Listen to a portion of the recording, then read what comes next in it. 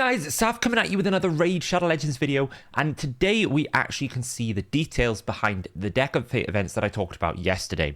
We didn't know some details, and I do need to just quickly correct myself.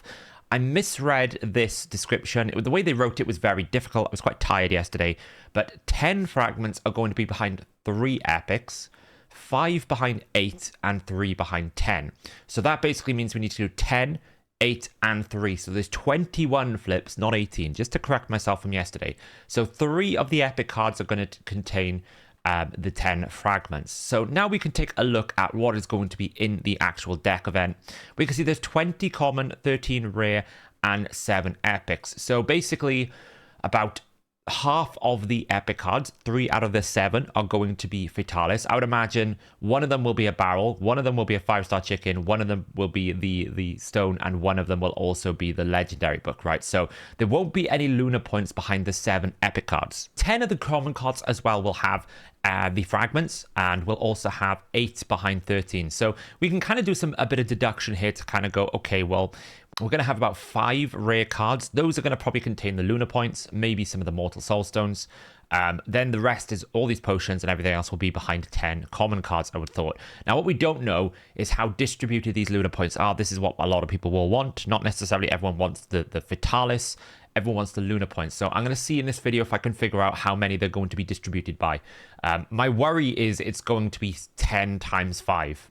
So you're going to have to flip 5 cards, which makes it almost impossible to do this cheaply. There's also the usual, if you flip 3 of the same color, this is always going to be the case. This is your first Deck of Fate events you've ever done. I always kind of give an intro how this works. The idea of this system is very straightforward. You need to get 1,000 of these sort of lanterns. Once you've got 1,000, you can flip a card. Behind the card lies a reward, and those rewards are here. So these rewards that we were talking about, these are guaranteed. If you flip every single card, you're guaranteed to get these rewards.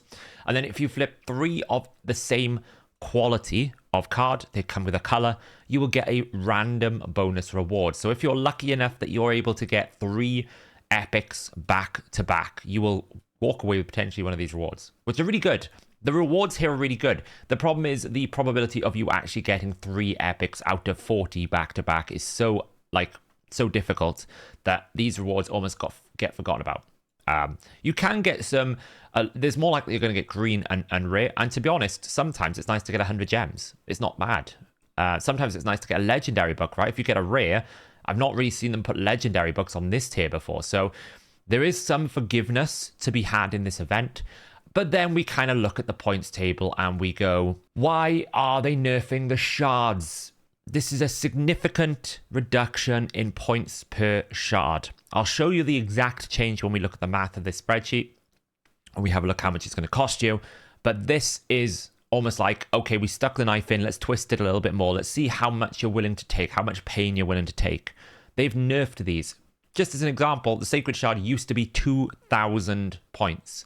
It's now 1,600. So you used to be able to summon 1 Sacred, that gives you 2 card flips. Now it's going to give you 1.5. It's just a little bit, it's a bit cheap. It's a bit of a low blow, especially when we weren't even expecting this event. So overall, I haven't summoned anything. There is some summoning events going on as well at the moment. Now I am quite interested in getting a second Mr. Rider Dythe. He's very, very good.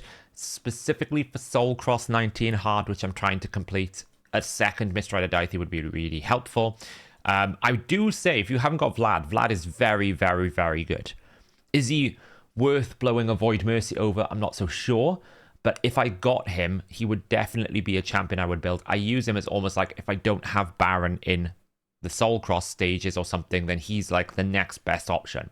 You know, Baron can one-shot waves mostly. I use him in Doom Tower. I use him in pretty much anywhere. I use him in Arena. He's such a powerful champion now that they've reworked his A3 into an AoE. So I definitely recommend if you don't, you know, if you've got some shards, you want to go for it, then I would pick the Vlad over the Chigor, in my opinion. I obviously have Vlad. I don't really want Chigor, so I'm kind of avoiding these. And then I've just kind of gone Michinaki. He's probably overall the strongest of the legendaries. There is some use of having Genzin if you want to use like a Mikage Genzin combo in Fire Knight hard. But pretty much I'm all for Michinaki. Right, let me show you the math breakdown here, and then we'll go from we'll come back and we'll just have a look what I'm going to do. So you're going to need 40,000 points if you want to flip the whole thing. Now, you do need a minimum of 21 flips, a minimum. So if you do this perfectly, you're going to need about 21,000 points, right? And we can quickly see here, if I just set this other one to 21,000 points, that's the minimum you're going to need. We kind of rounded these, so really what I should do is just lift these up to kind of show you.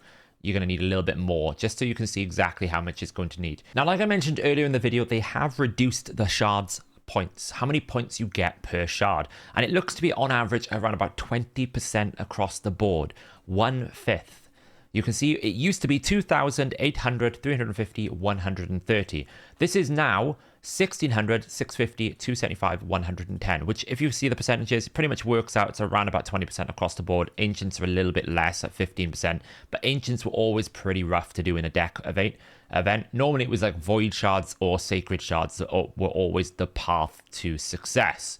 So how does this actually translate in terms of how many shards you need? Well, when we compare it to the Gwendolyn path, this was the deck of fates that happened in Christmas.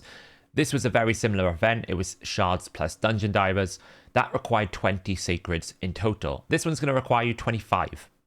Or you can do it through primal shards, 61.5, or void shards, 145. Now, if you're perfect and you don't ever miss a single Fatalis shard, then it's 13 sacred shards and 76 voids. But we all know the probability of you finding 21 out of the 40 in sort of individuality is so low that you're probably going to have to go deep. There were a few people that did the Gwendolyn path and were able to do it very efficiently, but the majority of the people that I know had to go almost like 35 plus deep to be able to get her. So I don't recall the exact distribution. I'd have to check my last video to see exactly how many cards were available. This one is like 21 cards. I don't know if there was like slightly less last time, but I think they average about the same.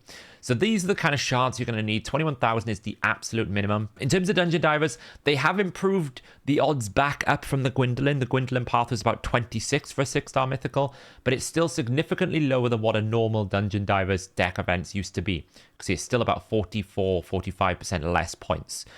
This isn't compared to the last summoning plus divers. It's compared to what the first sort of divers deck events used to be. The first time we saw divers as points. So you're going to get about 31 to around about 15 to 31, something of that nature. So 12 to 31, depending on what you're running. So what I've done here is I've obviously pulled out all the individual odds.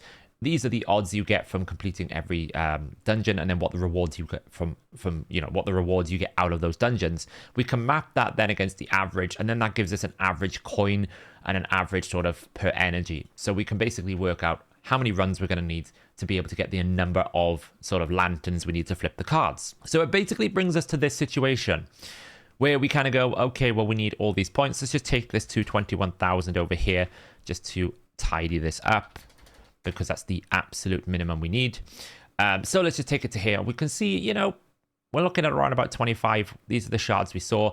It's what I said. Ancient shards are really rough. I mean, you can do it in 364, but it's going to be expensive in ancient shards. Void shards are not so bad, but they're still pretty rough since they've changed the points down. I mean, it's a lot of shards, especially literally, we're 5 days out from the first Summon Rush of the Fusion, and we know it's going to be a Summon Rush this weekend because we've just had a Champion Chase.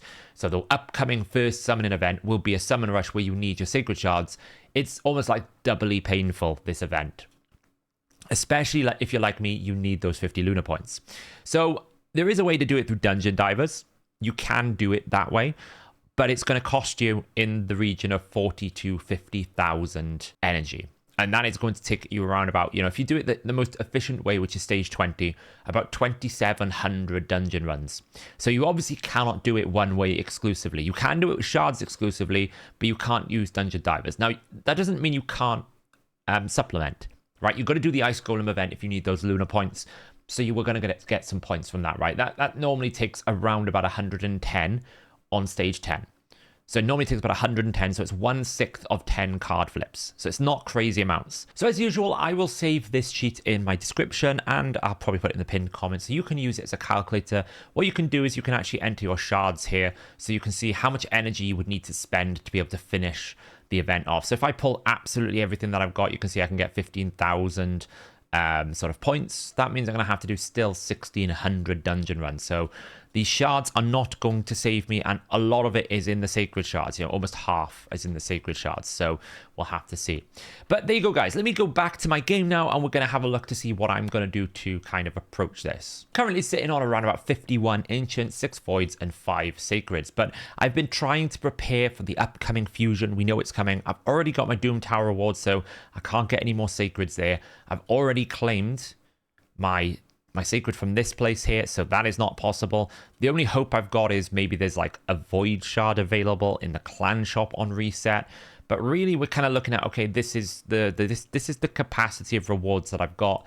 If I use my sacred shards, it's going to make the summon rush on Friday near enough impossible, I think, pretty much. Which means, am I already out of the fusion? And we don't really know the calendar until Friday, so this event is going to run until Thursday, which is always very convenient. So I have to make a decision, and I need the Lunar points. I knew I was going to need the Lunar points. So what I can do is I'm going to summon just one, just so we can see what we get. I do need another Dithy, ideally. So we're going to summon one to start with. That just gives us a flip that we can use. So there's the epic there. It's a Mausoleum Mage, pretty okay. Let's go into this. See what I mean? It only gives us one card flip. I'm trying to see if it's going to give me a Lunar points. So let's start with top right. We get some Fatalis fragments. That's really unhelpful, because these Fatalis fragments are basically useless unless you get 100. So, and if I walked away with pulling a couple, I got like the tier 2 stone and the legendary book and the lunar points, then I'd be pretty happy. But if I pull like 70 of the 100 fragments, then it kind of pays me to go all in then, because of the reality of those fragments are useless. And I really would not want to trade them in, but I would have to for that new exchange system. You need to get to 100, otherwise none of it pays off. So I don't know. I'm a bit on the fence here. We can pull some ancients. The good thing about ancient shards are they're not important for a secret, like a summon rush. They're much better at like champion chase. So we've already got 3 epics there. That's really cool, actually. We're straight up to 25. Create in the blue. That's my 3rd one, which is really great. We can pull another 10 here. So these ancients are not so bad, because ancients are terrible for summon rush anyway. So I'm not feeling too rough about using these. Hopefully I can get a Mistrider Daihi out of this. That's 1 epic only. I think we're out of space, so I just need to save some more space. And the other thing which is quite nice here is there's a champion training event going on, so these rares can be used as food. We're still looking for this Mistrider Daithi. This is going to be a 10 rare. I can feel it. I can feel it in my bones when it's going to be a 10 rare. There it is. Oh. In actuality, having a non-times2 getting 3 epics in 1 10 pull is actually quite crazy. So, yeah, it's pretty nuts. Got 21 left. Can we get a Mistrider Daihi? That's the one we really want out of this. I don't really care about Legendary. I'd actually just really want the Mistrider Daihi. Don't do a 10 back to back. Don't do it. It's going to do it to me. Oh, I feel disgusting. 10 blues back to back. How brutal. Okay, let's pull the last 11 of these shards. My storage is very difficult at the moment. I don't want to spend those gems on upgrading storage. There's a Duragin that is not a Mistrider Daihi. If I don't get a Mistrider Daihi out of this, I'm going to be so unhappy. This is like where I was hoping that it would be pretty straightforward. At times 25, it should be a pretty good opportunity, but we're just not getting the epics out, so we're going to have to go deep. So we've got like 50. Let's have a look what 50 ancient shards gets us in terms of summons. That basically gets us, let's see, down here, 6 card flips. Okay, let's see what we get then. So let's go bottom left. There's another 3. Top left for a green. Okay, so we've got 3. What are we going to get? 3 tier 1 shards. It's not too bad. That's what I said. The green flips are not so bad. I always like to go corners. So the corners we've got so far, all fragments. So we're on the path to 21 in one go. Let's go top right here. There's another 3. And bottom right, we get another 3 in a row. Okay, what are we going to get this time? A 4-star chicken. Not so great. But we are on the path to victory. We've only got to do now, what is this? We've done 5 card flips, 1, 2, 3, 4, 5, 6 card flips, 6 out of the 21. So now if we just keep on this rate, we'll be great. Well, we've broken the rate there. There's the epic book. So unfortunately, this is the problem I'm going to have. I've got none of the Titan points. So my goal here isn't to get the fragments, it's to get the Titan points. I've already pulled 51 ancient shards and I've got no Titan points. It's probably going to result in me having to do this whole path. The only good news is I'm already, 3, 6, 9, 12...